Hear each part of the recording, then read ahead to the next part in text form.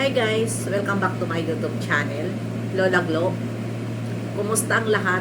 Sana ay nasa mabuti tayong kalagayan at ligtas sa anuman masamang kapahamakan. At bago ang lahat, shoutout muna ako sa aking mga kasamahan.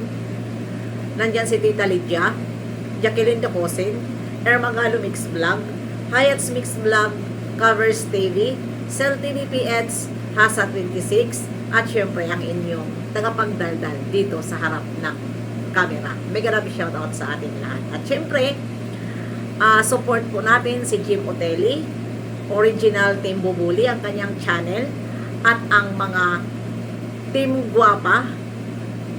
Maraming salamat sa inyo na nandyan kayo lagi nang susuport sa mga nang re-reaction sa ating Bibi Fiancé. At syempre, shoutout talaga sa mga sponsor na nandyan sila, hindi hinihiwalayan ang ating Bibi Fiancé. Ayan, ano ngayon ang ating reaction upload? Nandyan sa ating thumbnail, ito nga tatalakayin natin itong si Papa Sider na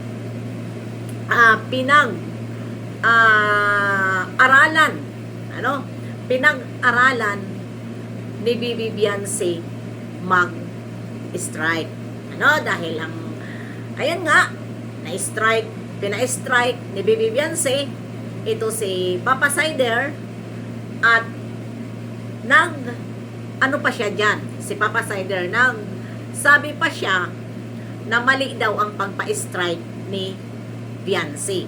Dahil nga ay ang pina-strike ni Fiancé ang kanyang maliit na channel na 400 pa lang ang subscriber. Ito lang ang masasabi ko sa iyo.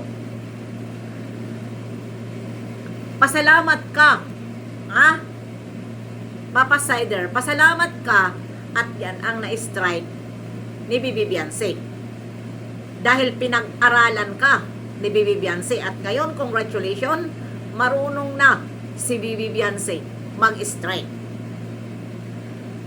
At ang sabi mo, tinuruan si Fiancé. Sino ang nagturo kay Bibi Fiancé para pa-strike? Bubo ka rin na reactor. Ang sabi mo, nagkamali si Bibi Fiancé nang ipapa-strike dahil napunta doon sa maliit mong channel. Huwag ka kasi mag-reaksyon. Kung may nagturo kay Bibi Fiancé, hindi ang maliit mo na channel ang ipapa-strike ni Bibi Fiancé. Kung mayroon legit na nagturo sa kanya na marunong mag-strike at marunong tumingin doon sa channel mo na talagang yun ang ipapa-strike. Paano yun ipapa-strike na channel mo na malaki, ina-strike na yun? Diba? Nakarma ka ni Bibi Fiancé dahil sa mga content mo doon sa malaking channel mo, hindi mo nakuha ang sahod mo dahil pina-strike na yun. Kaya doon ka pina-strike ni Bibi Fiancé sa maliit mong channel dahil nakita ni Bibi Fiancé ang mga video niya na ginamit mo. Kaya doon ka ipina-strike. Kaya wag mong sabihin na may nagturo kay Fiancé. Wag mong sabihin, wag ka lagi huhusga. Yan ang hirap sa'yo eh. Kung ano ang gagawin ni Fiancé, sasabihin nyo, hindi si Fiancé ang gumawa niyan. May nagturo. Tulad dyan sa pag-edit niya. Mayroon kayong taong sinasabihan na editor ni Bibi Fiancé. Tapos ngayon, pina-strike ka. Iba na naman ang sisisihin mo. Matanong ko lang kayo. Ano ang akala nyo kay Bibi Fiancé? Illiterate? Bobo? Na hindi marunong magbasa? kung paano na lahat naman nagagawin natin. Kapag marunong ka bumasa, malalaman mo. Di ba? Maliban na lang sa tulad mo, dyan sa reaksyon mo, nabubo ka, mag-reaksyon. Ha? Huwag kang magmalaki, Papa Sider. Huwag kang magmalaki. Dahil yung malaki mong channel, alam ko yun, na-strike na yun. At ngayon, pinapaayos mo. Di ba? Dahil malaki ang sahod mo doon sa pang-aalipusta mo kay Beyonce. Ngayon, pina-strike ka ni Beyonce dyan sa kanyang, sa maliit mong channel dahil pinag-aralan ka niya. Kaya, ngayon, na marunong na si Beyonce mag-strike, good luck sa inyong lahat. At congratulations dito sa aming Bibi Beyonce dahil napakatalino na bata. Napakatalino na bata. Hindi nagpatinag sa mga panghuhusga nyo. Ginawa niya ang lahat kung paano siya makaganti. Ginawa niya ang lahat sa channel niya kung paano siya maka-upload, pag-aralan niya, at marami pa yan siya pag-aaralan. Kaya humanda-handa kayo.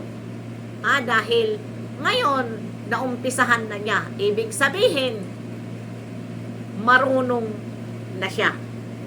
Marunong na siya. Wala pa 1 year ang kanyang YouTube. Ilang buwan pa lang yan. 2 months pa lang ba yan? O 3 months? Na ano niya, pero marami na siyang natutunan. Di ba? Marami na siyang natutunan na humahanga kami. Kami lang naman ang humahanga. Yung iba dyan na mga pinggit, hindi nyo nahahangaan ang kanyang ginagawa dahil nga inggit kayo. Di ba? Pero siya, di ba? Ano ang kanyang nakikita? Ano ang nakikita natin sa mga upload niya? Sa 2 upload pa lang yan. Pero humanga na kami, hindi ko kayo isasali. Dahil, bakit ko kayo isasali na mga inggit kayo? Nire-reactionan nyo agad kung ano ang nakikita nyong kamalian. Ginagawa nyo kahit hindi naman karapat dapat reaksyonan, gagawan nyo ng reaksyon. Dahil nga, wala na kayong views kapag hindi si Beyonce. Hindi kayo nahihiya dyan sa mga baguhan tulad sa Papa Sider. Wala ka nang nakikita. Yung Papa Bear, wala na kayong nakikita kasi nakikita ko kapag hindi si Beyonce ang inyong topic, nga ang inyong views. Ano ang ibibigay mo, Papa Bear, dyan sa kinuha mong 21 years old na kinakasama mo ngayon? Wala kang mamamatay ka dyan sa kababanat mo sa mga tao para mayroon ka lang ibigay sa luho ng 21 years old mo dahil takot kang iwanan. Dahil 43 years old versus 21 years old. Ibig sabihin, hindi. Aywan ko lang. Kung wala kang pera, pagtsatsagaan ka sa 21 years old mo. Kaya nagkakandamatay-matay ka sa kababanat dito kay Beyonce. Dahil kung wala kang ipakita na pera, wali. Bakit? Mayaman ka ba? Yumaman ka lang naman. Kaya yan, nakakuha ka ng 21 years old. Dahil nga, siguro ko, nagpakitang gilas ka, binigyan mo ng pera, pero hindi naman talaga yan magkakagusto sa'yo kung wala kang pinakitang pera sa babae na yan. At dito tayo kasi dalawa ito, Papa Sider, Papa Bear, yan ang bumabanat kay Beyonce.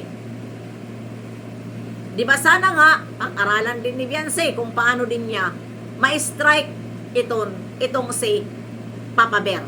Pero ayan, pasalamat na lang tayo at siya ngayon ay marunong na mag-strike. Diba? Yan, marami ka pang matutunan. Bibi Beyonce, don't worry. Maraming nagmamahal sa'yo, hindi lang kami, pati ang kataas-taasan. Nakakaalam. Nakakaalam kung paano ka alipustahin at lumaban ka lang ng patas. Diba? Nung lumaban ka ng patas, ikaw pa ang masama dahil nagpatulpo ka. Sorry ha? Ito naman, pero sino ang nasaktan? Yung mga alipores for the views. Si Kuya Bal, nasagot. Sumagot si Kuya Bal. Diba? Sumagot dahil alam naman niya na mayroon siyang isasagot.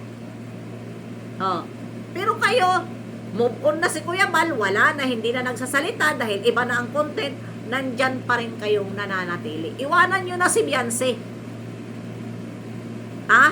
Iwanan nyo na. Para sa sinasabi nyo na ngayon lang yun sisikat para makita kung hanggang kailan ang kasikatan niya. Kung hanggang kailan ang pagsusuporta namin. At dyan sa mga sponsor. Dahil sabi ko nga sa inyo, hanggat nandyan siya, na mayroon pa lagi nagre-reaksyon, nandito rin lang naman ako na hindi iiwan si Beyonce. Mananatili si Lola Glo, Ate Glo, na magre-reaksyon at magtatanggol sa aking minamahal na Bibi Beyonce. Dahil bakit? Wala siyang ipinakita na kamalian. Siya'y naging tapat nung nasa Angel pa siya. Naging tapat. At naging tapat din na siya ay akala niya na magiging tapat din si Kalingap Ido sa kanya. Pero ano ang ginawa? Diba minsan ipinapahiya? Kapag naka-live siya, ayaw na banggitin ang pangalan ni Beyonce. Dahil ang gusto ni Kalingap Ido dyan sa idol nyo, ang babanggitin ang kanya lagi mga beneficiary. Pagdating ng live niya. Kasi natatakot siya, dyan sa idol nyo, natatakot siya na itong mga sponsor na iba na para sa kanyang angel mapunta kay Beyonce. Ganon ang style nyo. Diba? Style ng idol nyo. Pero puro lang gusto lang niya kapag nandyan siya sa kanyang live, kanyang mga beneficiary na mga babae ang laging babanggitin. Walang Beyonce na babanggitin kasi nagagalit siya dahil natatakot siya sa kanyang mga nililigawan. Diba? Kaya ngayon, sige lang, Papa Sider, reaksyonan nyo ng reaksyonan si Beyonce. Hindi pa kita natutukan dyan sa reaksyon mo. Hindi kita natututukan. Dahil marami ang kumakanti kay Beyonce na dapat kong tutukan. Ikaw, hindi ko na muna tinutukan dahil nung nakita na demonetize ka na. Diba? Hindi ka pala na-strike, na-demonetize ka na. Doon sa channel mong sinasabi na hindi na pa-strike ni Beyonce. Nasabi mo, na mali si Beyonce sa napili dahil ang pina-strike ang channel mong maliit. Paano mai-strike ni Beyonce ang malaki mong channel? I-demonetize ka nga. Demonetize ka. Nasaan? Nag-ano ka ngayon? Naghihingalo ka ngayon? Dahil yung kita mo kay Beyonce, hindi mo nakuha. Karma Israel. Yon ang katotohanan ng kanda karma. Karma kayo sa kababanat nyo hanggang sa na-demonetize ang iyong channel. At ikaw, huwag mong ipagmalaki at huwag ka rin manisi na may nagturo kay Beyonce. Dahil hindi si Beyonce bubo. Hanggang dito lang tayo. Mamaya, magla-live tayo. Yan din ang ating tatalakayin doon sa ating Ate Glo. Bye-bye!